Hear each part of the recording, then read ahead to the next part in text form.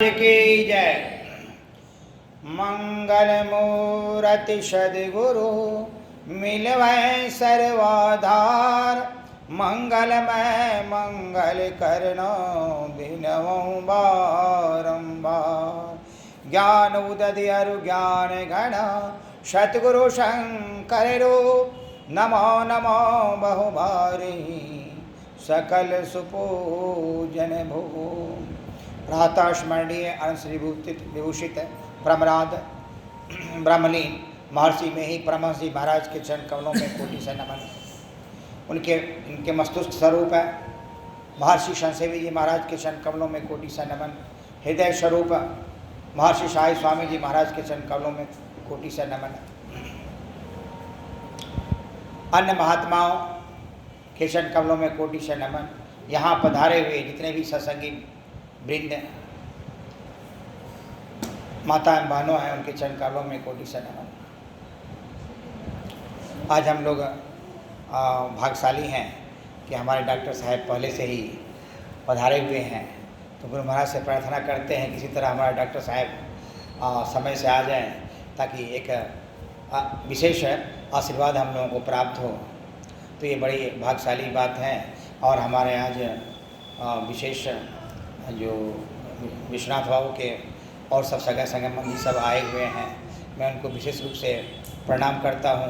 और मैं आग्रह भी करता हूँ किसी तरह जो साप्ताहिक सत्संग है मुर्शिदाबाद जिला वार्षिक जो साप्ताहिक सत्संग है उसमें पधार कर अपना जीवन जो है वह उद्धार करें और जीवन को सार्थक बनाएं। यही मैं गुरु महाराज से प्रार्थना करता हूँ। अभी सत्संग योग में ध्यान की महत्ता का वर्णन हुआ और रामचरितमानस में माँ कैकेयी को भगवान दशरथ जी का जो वरदान था वह देने की बात आई और भगवान राम माँ सीता के साथ वनवास जाती हैं, इस कथा को हम लोग श्रवण किए।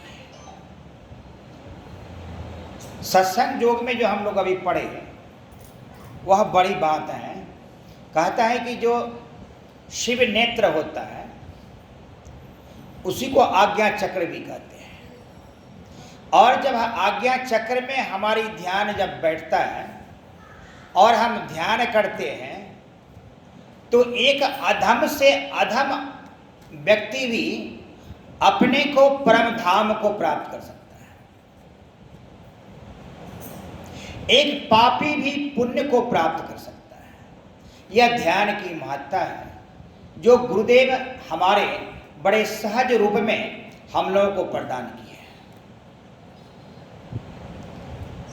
बात आती है माँ कैकेयी की और भगवान दशरथ के द्वारा वरदान की, तो ये समझिए कि भगवान दशरथ किनके पिता थे?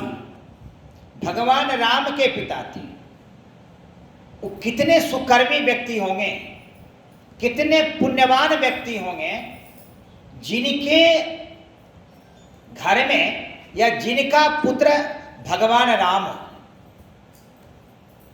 तो कितने पुण्यवान व्यक्ति होंगे, ये विचार करने की बात है।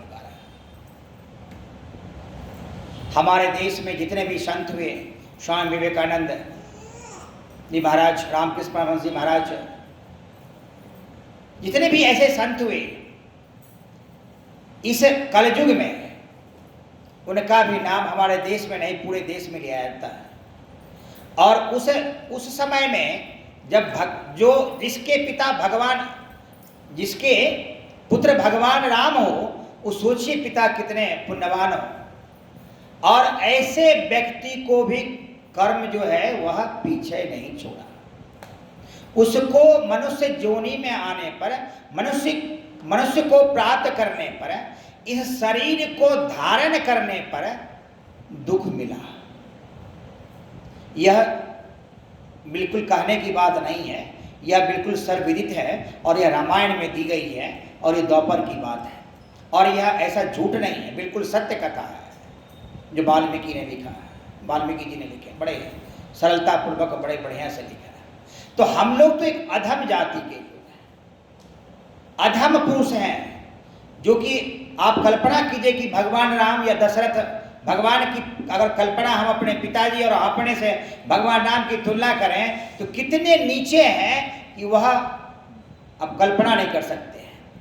लेकिन हमारे गुरु महाराज ऐसे संत जब पदार्पण करते हैं किसी भी युग में, तो वह बड़े आसानी से भगवान राम जो प्राप्त किए, भगवान दशरथ जो प्राप्त किए, उनकी प्राप्ति हमें हो सकती है। हमारे महर्षि में साई स्वामी जी महाराज कहा करते थे कि जमाने में उसने बड़ी बात कर ली जिसने अपने से मुलाकात कर ली। कितना बढ़िया इन्होंने साई स्वामी जी महाराज करते थे कि किसी भी वह इस संसार में अपने से मुलाकात करना मतलब निज स्वरूप को पहचानना। हमारा स्वरूप क्या है, आत्मा क्या है, शरीर क्या है, जीव क्या है, चेतन क्या है। जिसने अपने को जान लिया उसने बहुत बड़ी बात कर ली, मतलब उसने अपने जीवन को सार्थक कर लिया। और जिसने अपने स्वरूप को नहीं जाना, हमारा स्वरूप क्या है, हम परमात्मा के अंश हैं, हम परमात्मा रूपी परमात्मा के जीव हैं, और हम जो हैं इस शरीर को धारण कर अज्ञानतावश उस परमात्मा के अस्तित्व को ही भुला गए हैं, जिस अस्तित्व को के लिए हम भगवान जो है या गुरु महाराज हमें इस धरातल पर भेजा है। इस धरातल पर भेजने का कार्य जो है